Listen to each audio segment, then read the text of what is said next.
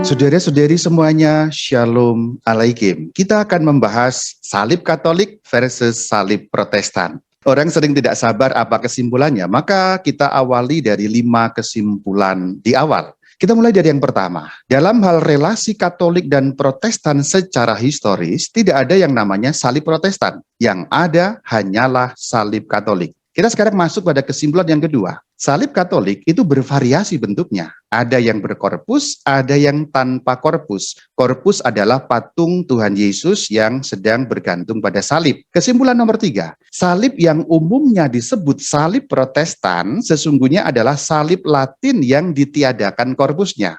Kesimpulan nomor 4. Jadi persoalan yang utama bukanlah mengenai salibnya itu sendiri, melainkan adanya patung atau adanya korpus, itulah yang ditolak oleh Protestan. Tidak ada patung, itulah yang disetujui oleh Protestan. Kalau ada patung, Protestan tidak setuju. Jadi persoalan utama adalah pada patung itu. Kesimpulan yang nomor 5, pembedaan populer antara salib Katolik dan salib Protestan sesungguhnya adalah sebuah ilusi saja. Dan terutama saya katakan ini sebuah ilusi ahistoris. Kalau salib Katolik ada korpusnya, salib Protestan hanya kayu saja. Itu sesungguhnya sebuah ilusi. Bahkan saya tegaskan, ilusi ahistoris yang tidak punya dasar pada kesejarahan gereja, yaitu gereja yang satu, kudus, Katolik, dan Apostolik, dan nanti juga sejarah persekutuan gerejawi Protestan yang keluar dari tubuh gereja Katolik. Selanjutnya akan kupertanggungjawabkan kesimpulan awal ini dengan penjelasan-penjelasan yang lebih rinci. Bagian pertama kita akan lihat dengan subtema salib Katolik. Seperti apakah salib Katolik itu? Ingatlah bahwa secara historis, lagi-lagi aku harus mengingatkan secara historis, persekutuan gerejawi Protestan keluar dari tubuh gereja Katolik yang satu. Sejak tahun 1521,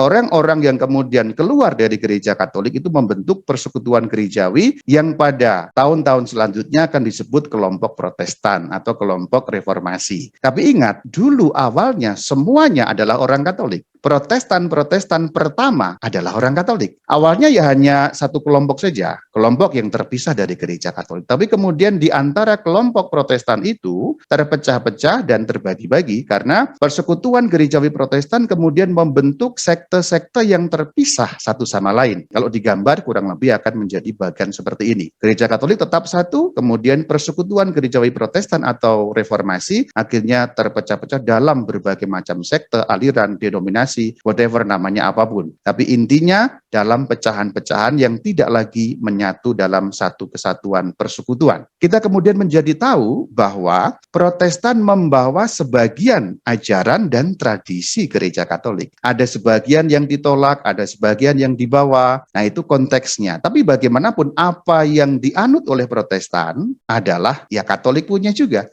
Bahkan Alkitabnya, ya Alkitab Katolik juga. Meskipun nanti dalam beberapa hal ada yang tidak setuju dengan adanya Deuterokanonika, tapi itu tema yang lain. Dalam konteks pembicaraan kita, salah satu yang dibawa adalah salib. Bentuk salib, ya terutama yang salib Latin, itu salibnya Katolik tentu saja. Gereja Katolik yang kita bicarakan dalam hal ini adalah gereja Barat alias gereja Latin. Karena pada tahun 1500-an, gereja yang satu sudah terpecah menjadi beberapa bagian. Nanti Anda boleh searching di channel YouTube Katkit mengenai itu. Jadi pisahnya Protestan itu keluar dari gereja Barat atau juga sering disebut sebagai gereja Latin. Hanya supaya kita paham, gereja Katolik, gereja Barat, gereja Latin mengacu pada gereja yang sama. Dari situlah Protestantisme keluar, membawa salib salah satunya. Jadi salib yang diadopsi kaum Protestan adalah salib gereja Latin. Kenapa Protestan kemudian mengadopsi salib Latin? Ya simpel saja, karena mereka keluar dari gereja Latin yang selama ini digunakan ketika mereka adalah orang-orang Katolik, ya salib Latin.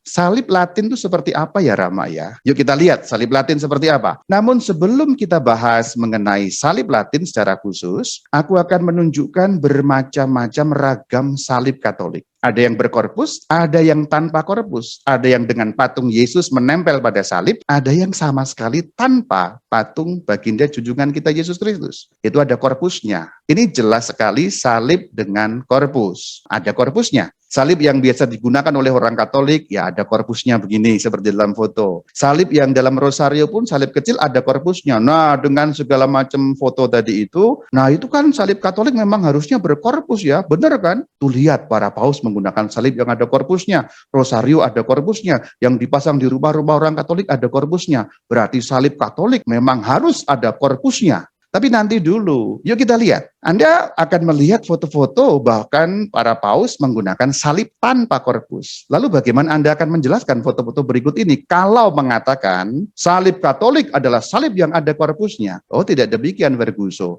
Tidak sesimpel itu Verguso. Anda lihat, salib yang digunakan benar-benar hanya kayu polos saja. Jadi kalau Anda mengatakan salib Katolik itu salib yang berkorpus, bagaimana menjelaskan foto ini? Anda bisa lihat ada foto yang lain.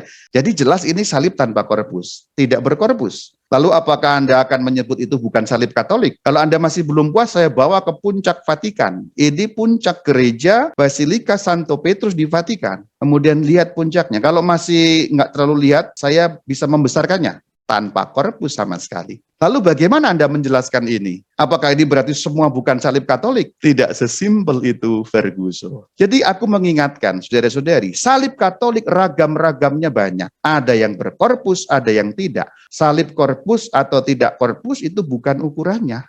Maka kalau ada tampilan gambar seperti ini juga sama nilainya. Sebelah kiri ada korpus, sebelah kanan tanpa korpus, itu sama-sama salib Katolik, saudara. Nah, inilah salib Latin yang Anda lihat ini. Bentuk seperti itulah salib Latin. Jadi salib Latin itu seperti apa? Kurang lebih seperti ini bentuknya. Yang warna hitam itu ada di background warna putih, Anda bisa melihat. Bentuk kayu bersilang yang polos seperti itulah yang dikenal sebagai salib Latin. Ini agak berbeda dengan ragam yang lain, yaitu salib Bizantin. Apakah ini juga salibnya Katolik? Salibnya Katolik. Salib Bizantin itu juga salibnya Katolik yang digunakan dalam ritus Bizantin. Contohnya, Gereja Katolik Ukraina. Salib Bizantin bedanya apa? Salib Latin dengan ada beberapa tambahan. Di atas palang ada palang lagi yang kecil. Silakan lihat, di atas palang ada palang lagi yang lebih pendek. Di bawah palang, agak dekat dengan ujung di bawah, ada palang yang pendek, yang miring. Miringnya juga tidak sembarangan ya. Sebelah kanan lebih tinggi, yang sebelah kiri lebih rendah. Ada korpus, bentuknya begitu, itu salib Latin. Yang sekarang pun tanpa korpus, ini juga salib Latin. Artinya, itu salib gereja Katolik. Haleluya, saudara. Dan kita dapat melihat, salib Latin bukan satu-satunya ragam yang dimiliki oleh gereja Katolik. Tadi sudah ada contoh satu, salib Bizantin. Sekarang aku lihatkan lagi beberapa variasi salib yang lain, yang selain Bizantin tadi. Jadi jauh sebelum Protestantisme ada di muka bumi, sudah ada salib Katolik tanpa korpus. Karena mungkin dengan memperlihatkan foto-foto paus tadi, itu kan zaman sekarang. Barangkali ada yang mengatakan, Rama, itu kan foto-foto zaman sekarang. Jauh sebelum Protestan ada di atas muka bumi, sudah ada salib Latin. Protestan baru muncul 1500-an, salib Katolik sudah ada yang tanpa korpus. Mau bukti? Ini salib yang bentuknya T, sering juga disebut salib Tau, atau kadang juga disebut salib Fransiskan. Itu tanpa korpus, Anda lihat. Dan itu bukan zaman modern, saudara. Itu zamannya Santo Fransiskus Assisi, abad ke-12. Itu kurang lebih 300 tahun sebelum Protestan pertama ada di atas muka bumi. Salibnya Katolik sudah tanpa korpus. Kalau ini masih kurang tua, saya perlihatkan lagi yang salib tanpa korpus. Ini namanya salib Yerusalem. Ini salibnya Katolik juga. Itu tanpa korpus juga. Dan salib Yerusalem yang tanpa korpus itu, sejak Perang Salib, abad ke-11. Ini 500 tahun sebelum Protestan ada di atas muka bumi. Jadi bagaimana Anda mengatakan kalau salib tanpa korpus berarti salib Protestan? Lalu ini Anda katakan apa? Kalau masih kurang tua, sekarang saya ajak ke yang lebih tua lagi. Ini salib Katolik Kaldea.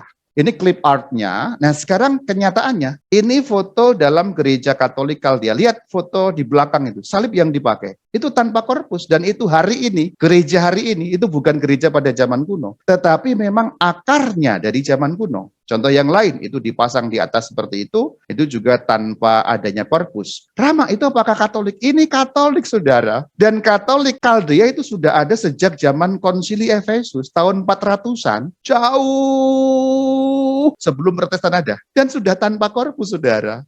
Berarti mengatakan itu salib Protestan, Anda ahistoris. Ada atau tidaknya korpus pada sebuah salib itu bukan penentu salib Katolik atau bukan. Ini mengingatkan pada kesimpulan kedua, Salib Katolik variasi bentuknya, ada yang korpusnya ada yang tanpa menggunakan korpus. Maka kesimpulan kedua sudah beres. Dan kemudian kita nyambung pada kesimpulan berikutnya dengan pembahasan salib Latin yang tanpa korpus. Sekarang kita fokus salib Latin karena mengingat hubungan relasi Katolik dan Protestan. Agak vulgar, salib Latin yang dibuang korpusnya. Nggak ada korpusnya, itu kemudian dicap salib Protestan. Padahal kan nggak seperti itu. Yuk kita lanjutkan pembahasannya. Lalu orang membandingkan, sebelah kiri ada korpus salib Katolik, sebelah kanan bukan.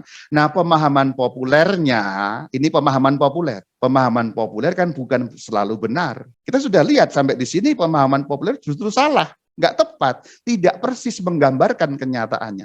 Tapi itulah populer. Populer itu berarti tersebar, atau dalam bahasa Jawa namanya salah kaprah. Sebenarnya salah, tapi kaprah. Yang ini Katolik, yang ini Protestan punya. Nah, kemudian diperlawankan. Padahal kan tidak demikian, tidak ada versus-versusan. Tidak ada versus-versusan seperti itu, saudara. Pertanyaan selanjutnya, lalu kenapa Protestan meniadakan korpus? Jadi sebenarnya kalau kita lihat konteks ini, untuk gereja Katolik, salib dengan korpus, oke. Salib tanpa korpus, oke juga. Dua-duanya oke untuk gereja Katolik. Namun memang berbeda untuk kelompok Protestan. Untuk kelompok Protestan, salib yang dengan korpus tidak oke. Intinya adalah persoalan mengenai patung, kesimpulan nomor 4 ya. Jadi itu bukan soal salibnya, karena adanya patung atau korpus ditolak oleh Protestan. Karena ada beda penafsiran di situ tentang patung. Jadi persoalannya bukan pada salib, tetapi persoalannya adalah pada patung. Korpus itu patung Yesus Kristus yang tergantung. Katolik, patung boleh-boleh saja untuk peribadatan, enggak masalah.